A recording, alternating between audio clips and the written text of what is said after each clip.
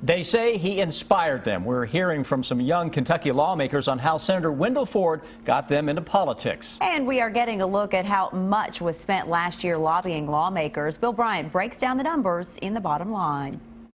Good evening. Kentucky's political world pauses to say farewell to former Governor and Senator Wendell Hampton Ford, who died yesterday at the age 90. Ford's remarkable career has been noted from the White House down to everyday Kentuckians. He spent more than 30 years in statewide office, never losing an election. We've heard from many of his contemporaries, but even a new generation of leaders in both parties has been inspired by his long service to Kentucky. Wendell Ford was a political giant in Kentucky. You know, he was known for many things, but I think one of the things that I was impressed with as a student of politics and having the opportunity to meet him was his humility and his modesty and the application of common sense to public policy. Representative James Kay is one of our guests on Kentucky Newsmakers. We also interview Republican Senator Max Wise, and we'll replay a piece I did back in 1995 when Wendell Ford was 70 years old and still in his prime. Kentucky Newsmakers runs Sunday morning at 6 on WKYT. It repeats at 10 a.m. on the CW Lexington. Set your DVR or catch it then. Republican candidate for Governor Hal Heiner will officially file for the state's highest office on Monday. The former Louisville council member and businessman's running mate is former Lexington council member Casey Crosby. They'll be facing State Agriculture Commissioner James Comer, who officially filed yesterday, and former Supreme Court Justice Will T. Scott, also running in the May Republican primary. The Republicans were together in Louisville today for their first campaign forum. With the 2015 legislative session getting underway in Frankfort, we now know that lobbyists spent a record $18.4 million lobbying lawmakers last year.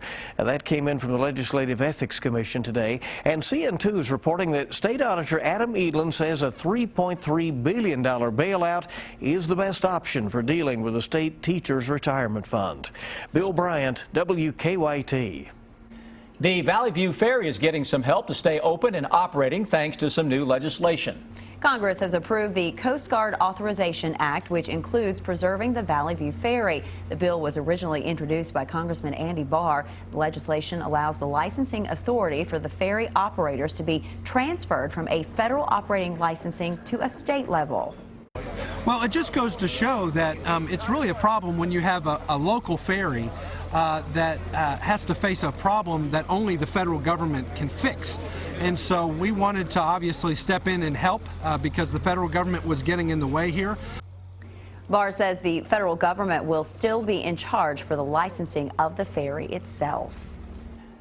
Snow breaking out across most of central and eastern Kentucky. Just ahead, we'll talk about the updated snowfall map. We get all our trucks ready in the fall, early fall or late fall, and before the snows are starting to move in, and we keep them ready all the time. After a relatively quiet start to the season, it's all hands on deck for the Lincoln County Road Department tonight. And we're getting a better idea of what caused a deadly plane crash in western Kentucky. A look at the findings from investigators coming up. Tracking, alerting, protecting. This is WKYT News at 5:30. Good evening. We have not seen much of it so far this winter, but right now we are seeing some snow around parts of the bluegrass. Yeah, we want you to take a look at this live picture from Nicholasville Road in Lexington. Right now, a rain-snow mix is falling, but not sticking right now, and that could change, though, in just a few hours. That's why we have declared today a first alert severe weather day. We begin with Chief Meteorologist Chris Bailey, who is tracking this wintry weather on the first alert defender. I should say not sticking on the roads, but you've got a lot of pictures right there. Exactly right. This is out of the north side of town up on Masterson Station in Lexington, where everything is white. That's from my Kentucky Weather Twitter feed. Getting a lot of these pictures that are coming in now from this band that is setting up right on cue where we talked about yesterday. Here's the live look as we're looking down Winchester Road. Somewhere down there is the city of Lexington. We have a little bit of a mix of some sleet, a touch of some freezing rain now on the east side of town in Lexington, with some snow that is ongoing as that 32-degree line is right on top of the area. Now look what has just been issued. It's a winter weather advisory from the Lexington Metro and point southwest toward the Bowling Green area. I think that should probably be issued a little farther to the north.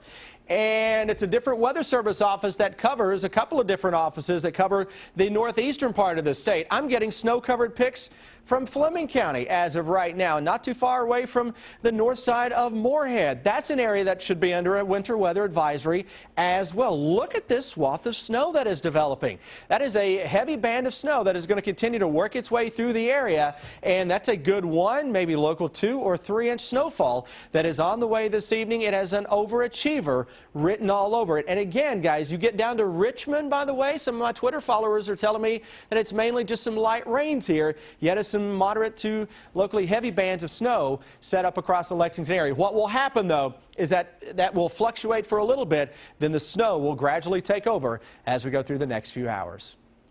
Chris, thank you. They say they're prepared for the winter weather. Road crews have been out today getting ready for the snow tonight. Mike Linden talked to crews over in Lincoln County who they say the mild winter weather they've had is they've been able to stockpile more salt. It's our top story at 5:30.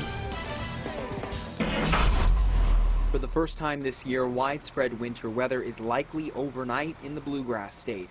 And in Lincoln County, road crews are prepared to keep the roads clear in the event of snow or ice development. We get all our trucks ready in the fall, early fall or late fall, and before the snows are starting to move in, and we keep them ready all the time. It's been a relatively quiet winter so far for the Lincoln County Road Department, a stark difference to last year, because this year not only have they been able to stockpile most of their salt supply, but about 400 tons of road gravel as well. It normally takes about 8 hours for 10 trucks out at one time to clear the more than 400 miles of roads in the county, with hills and inter-county roads the top priority. This event, you know, we've had warm weather all week. There's not a lot of, it's not forecast to be a lot of precipitation, so we'll just carry on. If it sets in close to close of business, we may stay late and work. If not, we'll send the guys home and call them back in. Road crew officials say while winter weather can be messy to clear, snow is the least of their worries. Their main concern is keeping the roads clear of ice. The snow is not no big deal. You can pretty well handle the snow all right. The ice gives you a little problem. In Lincoln County, Mike Linden, WKYT. And Brown says the road crews can only keep the roads clear. It's up to drivers, he says, to drive safely and slowly tomorrow morning. Remember, you can track the weather even when you're not near your television. Just download our free weather app for your smartphone or your tablet. You can use the interactive First Alert Defender and zoom into your neighborhood. And you can always check the latest forecast on WKYT.com. A newly released preliminary report sheds new light on what happened before a small plane crashed in western Kentucky. That plane took off from Tallahassee, Florida on January 2nd and was headed to Mount Vernon, Illinois when it went down in Lyon County, killing everyone on board except a 7-year-old girl. Jennifer Palumbo is at the live desk with what's in this new report. Jennifer? Amber, the National Transportation Safety Board posted the preliminary report today. It found the twin-engine Piper was experiencing engine trouble, and the pilot was trying to land just before the crash. According to the report, the pilot, Marty Gutzler, radioed air traffic control that he was having problems with both engines. He was directed to the nearby Kentucky Dam State Park Airport. Moments later, Gutzler said his right engine had stopped and he'd lost sight of the airfield. The NTSB says that was the last communication from the plane. The crash killed Gutzler, his wife Kimberly, their 9-year-old daughter Piper, and her 14-year-old cousin. The survivor, Sailor Gutzler, walked almost a mile through woods in near freezing temperatures to find help. According to the NTSB, all the victims were strapped in their seats when the plane was found. The right rear seat had an unbuckled belt. It's presumed that's where Sailor Gutzler had been. This preliminary information could change. The NTSB's final report could take up to a year. At the live desk, Jennifer Palumbo, WKYT. Jennifer, thank you. The NTSB also says Marty Gutzler had a commercial pilot certificate with 2,300 hours of flight experience. Police are searching for answers after an eastern Kentucky woman was found dead inside a home. Our county-by-county coverage at 5:30 begins in Bell County. Investigators say the woman was found in a home along Old Bell High Road just after midnight. State police say the victim is 55-year-old Deborah Baker of Middlesboro. Detectives are not releasing many details at this time, but they confirmed they are investigating her death as a murder. Our troopers arrived and determined that there was foul play with the death of a female. A neighbor tells us they believe Baker was at the home visiting family members. And in Laurel County, a man is facing charges after a violent shoplifting incident. 30-year-old James Barton is charged with theft by unlawful taking and assault. The sheriff's office says Barton tried to escape after he was detained last night by workers at the Corbin Walmart last night. Investigators say he pinned a manager against a wall and fought with her while trying to escape. Deputies were able to arrest him before he got away. A multi-state theft ring has been stopped. 3 Kentucky men now face charges for stealing thousands of dollars worth of items from several Lowe's stores. Edward Roberts, James McDowell, and Michael McDowell are from Estill County. Investigators say the men targeted Lowe's stores in Lexington, Nicholasville, Danville, Louisville, and Clarksville, Indiana. During questioning, police say the suspects admitted to hitting 3 to 5 stores a day every day since late November. They would come back out, take the legitimate receipt, give it to his accomplice, walk back into Lowe's, pick up that same article, walk back out. Investigators say the men are all related and their motivation for stealing was to get money for drugs. It has certainly become one of the most popular scams in this country. We have the story tonight of one elderly couple who were victims, and they have some very important advice. We could see there was something shady going on, and we weren't quite sure what it was. Betty and August Thalman can't believe they got caught up in a lottery sweepstakes scam. They were told they won a car. All they needed to do was pay the taxes and fees to get it. He wanted you to give certain kind of money on a card. They bought the so-called green dot cards, and when the man called, he asked for the number on the back of the card. With that number, the con artist could access the money deposited on the card. The offer was made so well in the beginning, you know, that it was easy to go along with it. And we just really thought that we had something. The Thalmans were then asked to send cash. The fraudster didn't account for an astute postmaster at the post office. When somebody says, this is the way the man wants me to mail it, something's not right. Hickey felt the envelope and knew cash was inside. She asked August to come into her office and gave him the bad news. I know this is a scam. Please let me call our postal inspectors and let me come up and talk to you and your wife.